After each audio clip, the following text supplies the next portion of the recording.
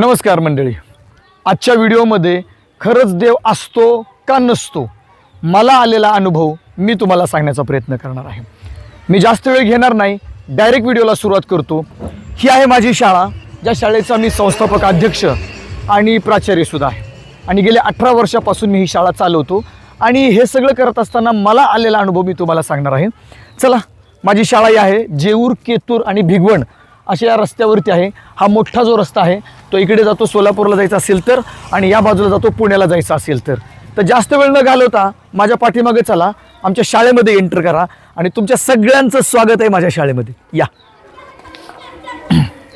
तर मंडळी, 2002 साली माझं ग्रॅज्युएशन पूर्ण झालं आणि 2004 साली माझं MA पूर्ण झालं। कोल्हापूरला मी MA केलं आणि BEd केलं 2005-06 साली धारवाड युनिव्हर्सिटी कर्नाटका इथे। आणि मग BEd वगैरे झाल्यानंतर नोकरीच्या शोधात सगळेजण असतात, तसा मीही नोकरीच्या शोधात होतो। परंतु नोकरी न करता मी 3-4 शाळांमध्ये नोकरी केली, 3 शाळांमध्ये 1-1 वर्ष नोकरी केली, 3 वर्ष। पण त्यानंतर मी विचार केला की मी स्वतःची शाळा का सुरू करू नये, कारण त्या काळामध्ये अगदी 10-10, 15-15 लाख रुपये BEdच्या शिक्षकांना एखाद्या संस्थेमध्ये जायचं असेल तर द्यावे लागत असत आणि तेवढे माझ्याकडे नव्हतेही। मग मी 2008-09 साली स्वतः अभिनव विद्यालयाची स्थापना केली, परमिशन्स आणल्या आणि ही माझी शाळा सुरू झाली।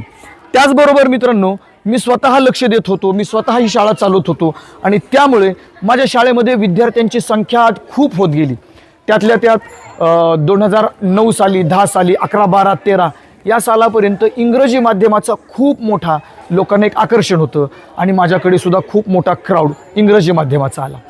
इंग्रजी माध्यमामध्ये माझ्याकडे 500च्या वर विद्यार्थी होते 2013-14 साली आणि मी अगदी सक्सेस, मला वाटायचं की यस, मी यशस्वी आहे, सक्सेस आहे।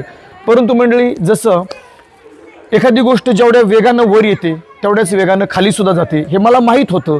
मी प्रयत्न करायचो, मी मेहनत करायचो, खूप कष्ट करायचो। 15 वर्ष नॉनस्टॉप मी खूप मेहनत केली शाळेमध्ये। पण सुरुवातीच्या एक 7-8 वर्षामध्ये जेवढी माझी प्रगती चांगली झाली तेवढी पुढच्या एक 5-6 वर्षामध्ये झाली नाही, म्हणजे अगदी अधोगती झाली। विद्यार्थी कमी होत गेले, पैसे कमी होत गेले, येणं कमी झालं, त्याच्यामुळे जाणंही कमी झालं आणि हळूहळू अधोगती करत असताना मंडळी मला एका वेळेस असं वाटलं की उगीच यार, मी गावामध्ये शाळा सुरू केली, मी शहरामध्ये शाळा सुरू केली असती तर माझ्या शहरातले मित्र किती पुढे गेलेत, त्यांनी किती चांगली मोठी शाळा सुरू केली, किती पैसे ते कमवत आहेत आणि ते किती सक्सेस आहेत। आणि मग मला माझ्यावरतीच माझा स्वतःचा मला राग यायला लागला आणि मी विचार केलं, यार नक्कीच कुठेतरी चुकते आपलं।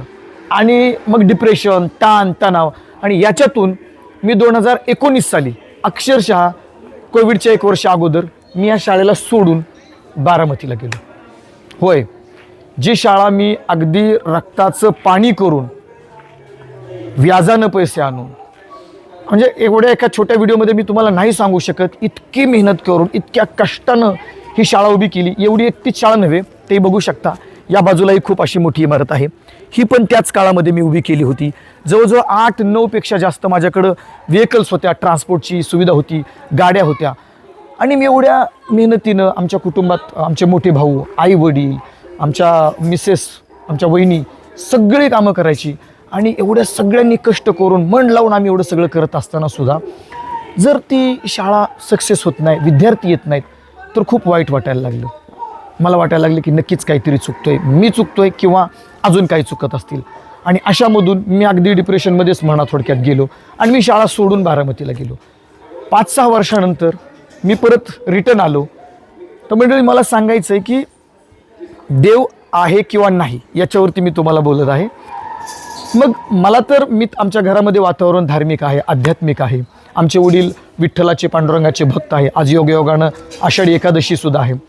तर मग एक दिवशी असं झालं, आमच्या अख्ख्या घरामध्ये वातावरण धार्मिक आहेच नाही असं नाही। एक दिवशी हे जो रस्ता मी तुम्हाला मगाशी दाखवला, त्या रस्त्यानं बाळूमामाची मेंढरं जात होती आणि हा व्हिडिओ बनवायचं सुद्धा कारण असं की मी एक व्हिडिओ बघितला होता, यूट्यूबवरच होता, की लोकांच्या अंधश्रद्धेपोटी शेतकऱ्यांचं नुकसान होतं वगैरे वगैरे, जे काय असेल त्याचं। या रस्त्यानं बाळूमामाची मेंढरं चालली होती आणि आमच्या घरचं वातावरण धार्मिक आध्यात्मिक असल्या कारणानं आमच्या मोठ्या बंधूंनी आमच्या शाळेमध्ये मेंढरं वळवली। ती जशी आली तशी मेंढरही आली आणि आमच्या बंधूंनीही त्यांना म्हटले की चला असू द्या, ठीक आहे। त्या लोकांना जेवण वगैरे सगळं केलं। अक्षरशः आमच्या शाळेमध्ये 2019 नंतर 20ला तर कोरोना होता, 21-22 कोरोनातच गेला, 23-24ला अगदी विद्यार्थी कमी होते. कदाचित 2024 सालातच आमच्याकडे मेंढरं बाळूमामाची आली होती. आणि अशामध्ये जी मेंढरं आतमध्ये आली बाळूमामाची, ती आमच्या इथं स्कूल बस लावलेल्या असायच्या, स्कूल बसमध्ये बसली, सगळ्या वर्गामध्ये गेली, ऑफिसमध्ये गेली, सगळीकडे फिरली, अख्ख्या शाळेमध्ये जिथं पाहिजे तिथं फिरली. आणि खरंच तो एक आमचा म्हणायचं, आम्ही पुण्यवान आहोत की बाळूमामाची मेंढरं आमच्याकडे आली आणि ती सगळ्या शाळेमध्ये बसली. नॉर्मली लोक आता शेतामध्ये बसवतात, मग फिरली, गवत वगैरे असतात आजूबाजूला ते खाल्लं, आम्ही त्यांची थोडीशी सेवा केली. आणि अक्षरशः मंडळी दुसऱ्याच वर्षी मला पुन्हा ऑटोमॅटिक इथे यावंसं वाटलं. म्हणजे शाळा चालवायला 2025ला मला यावंसं वाटलं गेल्या वर्षी. आणि आत्ता 2026चा काळ आहे. मी गेल्या वर्षी शाळेत परत रिटर्न आलो 5-6 वर्षानंतर. आणि गेल्या वर्षी मी एवढं जास्त काही काम केलं नाही, फक्त मी एक अभिनव कुस्ती संकुल हे सुरू केलं. देव बुद्धी देत असतो मंडळी, माझा विश्वास आहे देवावरती. देवानं बुद्धी दिली, कुस्ती संकुल उभा केलं, निवासी शाळा वाढवली. आणि आज अक्षरशः तुम्हाला विश्वास बसणार नाही, सुट्टी आहे आज, इथं मेंढरासारखी मुलं आलेली आहेत. एकाच वर्षामध्ये आम्हाला 140पेक्षा जास्त निवासी मुलं इथं आलेली आहेत. हे प्रतीक कशाचं आहे? देव नक्की तुमचं कर्म बघतो, तुमचा प्रामाणिकपणा बघतो. तुम्हाला तुमच्या कष्टाला नक्कीच यश येतं, परंतु त्यासाठी योग्य वेळ यावी लागते. तुमच्या हातून ज्या काही गुन्हा चुका घडणार आहेत त्या घडतच असतात, जे काही चांगलं होणार आहे ते होत असतं. परंतु आपण एक फक्त सतत चांगलं करण्याचा प्रयत्न करत राहणं गरजेचं आहे. चांगलं करत राहिलं की ते म्हणतात ना, कर्म फिरून येतं परत. ते नक्कीच पहिल्यांदा काय माझ्याकडनं चुका कदाचित झाल्या बी असतील, मी त्या मान्य करतो. मान्य करणं खूप महत्त्वाचं आहे. आणि आता इथून पुढं परमेश्वराला तीच विनंती सुद्धा आहे, बाळूमामाला सुद्धा तीच विनंती की इथून पुढं आमच्या हातून कुठल्याही चुका होऊ नयेत, अशी आम्हाला बुद्धी द्या. आणि नक्कीच येणाऱ्या काळामध्ये सुद्धा आम्ही देवाची तर भक्ती करणारच. ही मुलं म्हणजे देवाघरची फुलं असतात आणि त्यांच्यासाठीच आपण हे सगळं करत असतो. यापूर्वीसुद्धा आम्ही मुलांना खूप तेवढ्याच प्रामाणिकपणे चांगल्या पद्धतीने शिकवायचो. जवळजवळ 20-25 मुलं आमच्याकडे हॉस्टेलला असायची. कदाचित आमचे भरपूर विद्यार्थी तुम्हाला माहीत पण आहेत. आणि ते सगळे विद्यार्थी आज चांगल्या लेवलला आहेत, चांगल्या शिक्षणाच्या त्यांनी एक पातळी उंची गाठली आहे. भरपूर जण आपल्या आपल्या करिअरमध्ये सक्सेससुद्धा व्हायला लागलीत. कुणी डॉक्टर झालेत, कुणी पायलट झालेत, कुणी इंजिनियर आहेत, कुणी चांगले शेतकरी पण आहेत, सक्सेसफुल आणि एक चांगले नागरिक घडलेले आहेत. आणि एकही व्यसनी नागरिक माझ्या शाळेतला मुलगा घडला नाही, याचा मला सगळ्यात जास्त अभिमान वाटतो.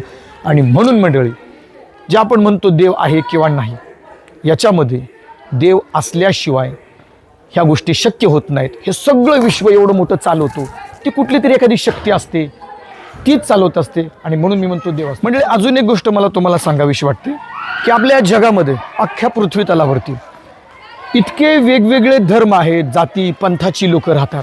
प्रत्येक धर्मामध्ये, प्रत्येक जातीमध्ये देव ही संकल्पना आहेच. का आहे ही संकल्पना? तर नक्कीच ज्याचं अस्तित्व असतं, ती संकल्पना असल्याशिवाय, म्हणजे ती व्यक्ती असल्याशिवाय त्याचं अस्तित्व कसं असेल? दुसरी गोष्ट, गुलाबाचं फूल किंवा गुलाबाचं झाड जिथे कुठे असेल, त्याच्या आजूबाजूला सुगंध दरवळतच असतो आणि म्हणून गुलाबाच्या फुलाचं अस्तित्व दिसतं. तसं परमेश्वर असल्याशिवाय, देव असल्याशिवाय या गोष्टी शक्य होत नाहीत. आणि म्हणून मी म्हणतो की सर्वत्र देव आहे. देवाचं अस्तित्व मी मान्य करतो. तुम्ही मान्य करावं असं माझी इच्छा नाही आहे, तुम्ही तुमच्या हिशोबानं बघा. परंतु मला आलेला अनुभव की मी अक्षरशः, म्हणजे आमच्या शाळेचे विद्यार्थी कमी झाले होते. देवानं विचार केला असेल की हे प्रामाणिकपणाने एवढे मेहनत करतायत, एवढे कष्ट करतायत, तर नक्कीच आमच्या त्या प्रामाणिकपणाला कुठेतरी देवानं बघितलं आणि आमच्या पदरामध्ये ते चांगलं यश दिलं. आणि म्हणून मी आता, तुम्ही बघता, सुट्टी आहे, शनिवार आहे, आषाढी एकादशी आहे आणि मुलं आता खिचडी खाऊन क्रिकेट खेळत आहेत. आणि यात आम्ही खूप आनंदी आहोत, कारण का शिक्षकाला मुलं असणं याच्यापेक्षा वेगळं दुसरं काय असायला पाहिजे असतं. त्याचबरोबर मंडळी, चालू वर्षी आम्ही इकडे 11वी-12वी CETचे क्लाससुद्धा सुरू केलेले आहेत. आणि मग एक्साइटमेंटनं आम्ही या बाजूला आम्ही तालीमसुद्धा सुरू केली आहे, ज्यामध्ये आम्ही 1ली ते 12वीपर्यंत प्रवेश घेत आहोत. ज्यामध्ये आमच्याकडे आता सध्या 140+ विद्यार्थी आहेत. हळूहळू यांना राहण्याची सोय करणार आहोत. आणि हळूहळू अनेक गोष्टी आता आमच्या या तालमीमध्ये, शाळेमध्ये डेव्हलप होणार आहेत. तर नक्कीच ह्या सगळ्या गोष्टी मी तुम्हाला ज्या सांगितल्या, शेअर केल्या, ह्या तुम्हाला कशा वाटत आहेत कमेंटमध्ये सांगा. आणि तुमच्या मतानुसार देव असतो का, नसतो, किंवा तुमचा काही एखादा असा अनुभव आला असेल तर नक्कीच मला कमेंटमध्ये सांगा. अशाच अनेक गोष्टी मला आलेला अनुभवसुद्धा मी तुम्हाला सांगण्याचा प्रयत्न करणार आहे. त्याचबरोबर आमचं इंस्टाग्राम अकाउंट आहे अभिनव कुस्ती संकुल व विद्यालय, याला सुद्धा फॉलो करायला विसरू नका. भेटूयात माझ्या पुढच्या एखाद्या अशाच व्हिडिओमध्ये. हां, आणखीन एक गोष्ट, आमचा Maharashtra film production YouTube channel आहे, ज्याच्यावरती आम्ही लाखात एक माझा जावई हा सिनेमा केलेला आहे. तो जर तुम्ही पाहिला नसेल तर तो नक्की सिनेमा बघा, तुम्हाला खूप आनंद वाटेल आणि खूप चांगलीच त्याच्यामध्ये गाणीसुद्धा आहेत. तर चला भेटूयात पुढच्या एखाद्या व्हिडिओमध्ये. तोपर्यंत नमस्कार. जय बाळू मामा.